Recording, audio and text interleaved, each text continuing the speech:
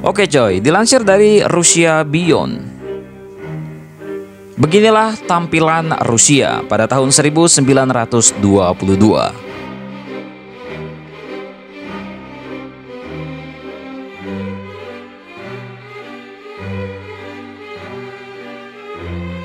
Setelah revolusi 1917 yang dipicu oleh kaum Bolshevik, perang saudara besar-besaran antara sosialis merah dan monarki putih dimulai. Pada foto ini, tahun 1922 secara resmi menandai tahun terakhir perang saudara dan operasi terakhir yang dilakukan oleh tentara merah di Timur Jauh. Foto ini menunjukkan setelah pertempuran.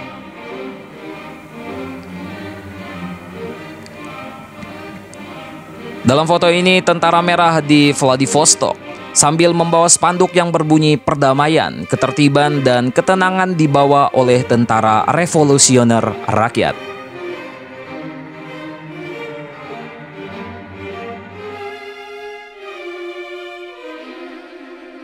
Perang yang berkepanjangan sangat memengaruhi negara, menyebabkan banyak kematian, kelaparan besar, dan yang paling menderita ialah anak-anak.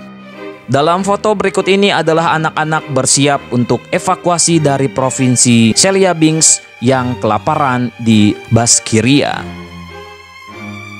Dalam foto ini sekelompok komunis di atas kapal Trustboat. Spanduk itu menyerukan pekerja dunia bersatu. Ketua Komite Eksekutif Pusat Kongres Soviet seluruh Rusia, Mikhail Kalinin, berpidato di Petrozavodsk. Parade Lapangan Merah merayakan peringatan 5 tahun Revolusi 1917. Perayaan di lapangan istana di Petrograd. Topi Budenovka, raksasa dinamai seperti komandan kavaleri tentara merah Semyon Budyonny. Pada tanggal 3 April 1922, Joseph Stalin terpilih sebagai Sekretaris Jenderal Komite Sentral Partai Bolshevik, sebuah posisi penting yang di masa depan akan benar-benar menjadi pemimpin negara. Foto ini, Lenin bersama dengan Joseph Stalin. Masih 2 tahun sebelum kematian Vladimir Lenin, dia masih seorang pemimpin negara dan kepala pemerintahan. Namun pada tahun 1922, Lenin sakit. Gambar ini menunjukkan momen terakhir Lenin bersama kawan revolusionernya Nadezhda Krupskaya. Pada saat yang sama, pada tahun 1922, CK, Komisi Luar Biasa Seluruh Rusia yang bertanggung jawab atas semua teror revolusioner merah, menjadi bagian dari Kementerian Dalam Negeri NKVD. Dan terus melakukan pembersihan di bawah kepala dari seorang pemimpin yang tidak dapat diubah, The Iron Felix Dzerzhinsky. Pada tahun 1922, salah satu klub sepak bola paling populer di negara itu, Spartak, didirikan. Seorang ibu dan anak berpose untuk berfoto.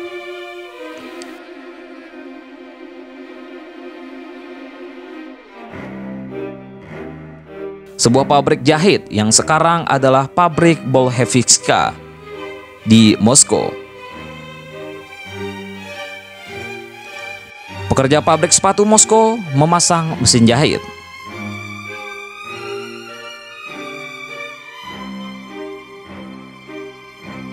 Pada tahun 1922, organisasi perintis pertama dibentuk di Uni Soviet, organisasi perintis All Union.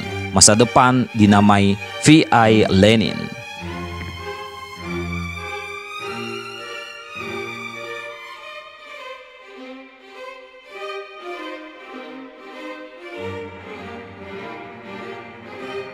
Dalam foto ini menunjukkan suasana di jalan Moskow. Bekas institusi kekaisaran dihapuskan atau dinasionalisasi. Teater Eropa dan Balet Peterburg menjadi milik negara. Pada gambar ini adalah penari balet Rusia Olga Spesivtseva menampilkan Aurora di balet Pyotr Tchaikovsky atau Sleeping Beauty. Penyair terkenal Sergei Yesenin menikah dengan seorang penari Amerika, Isadora Duncan, yang datang ke Rusia untuk mendirikan sekolah menari. Kaum Bolshevik yang sibuk dengan masalah politik dan perang belum berhasil mengurus seni dan pada dasarnya penyensoran, sehingga tahun 1920-an adalah masa kejayaan seni, termasuk seni avant-garde yang terkenal, yang mengambil seni rupa, film, teater, dan sastra dengan badai. Gambar ini menunjukkan penyair Vladimir Mayakovsky dan kekasihnya Lilia Brick. Artis dan desainer avant-garde Varvara Stefanova mempersiapkan skenografi inovatifnya untuk pertunjukan teater Death of Terklin yang dipentaskan oleh Vsevolod Meyerhold.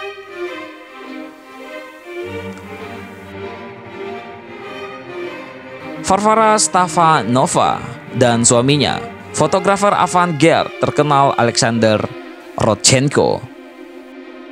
Anna Akhmatova adalah seorang penyair hebat yang paling menderita dari kekuasaan Soviet. Setahun sebelumnya, suaminya penyair Nikolai Gumilev terbunuh pada tahun 1930-an. Suami dan putranya yang kedua akan dikirim ke penjara Stalin. Pada saat yang sama, pihak berwenang Soviet meluncurkan kampanye anti-agama, mengejar para imam dan mengambil alih properti gereja, barang-barang gereja, logam mulia, dan ikon yang dihiasi permata. Pada gambar ini ditunjukkan bahwa interogasi Metropolitan Benjamin dari Petrograd yang kemudian dieksekusi.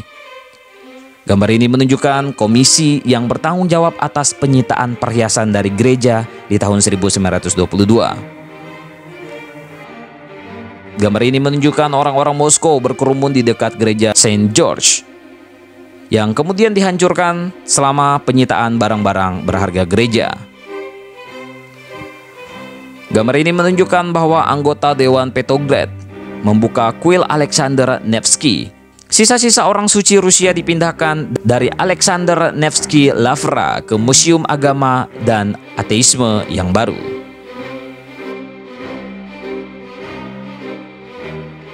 Gambar ini menunjukkan lalu lintas bus dimulai dengan sungguh-sungguh di Moskow pada tahun 1922. Gambar ini menunjukkan salah satu bus pertama dari pabrik otomotif Moskow. Gambar ini menunjukkan kereta luncur mobil inovatif Leon Trotsky. Foto bersama para peternak kelinci.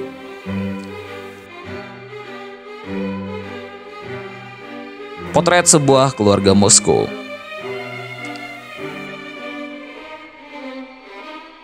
Bolshevik meluncurkan kampanye Lickbacks untuk memberantas buta huruf. Digambarkan adalah wanita bule selama kelas literasi.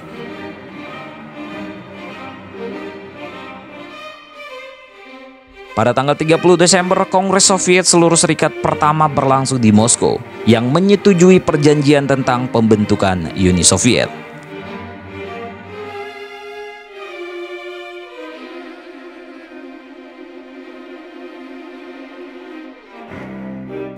Ya, kira-kira seperti itulah tadi potret Rusia pada tahun 1922.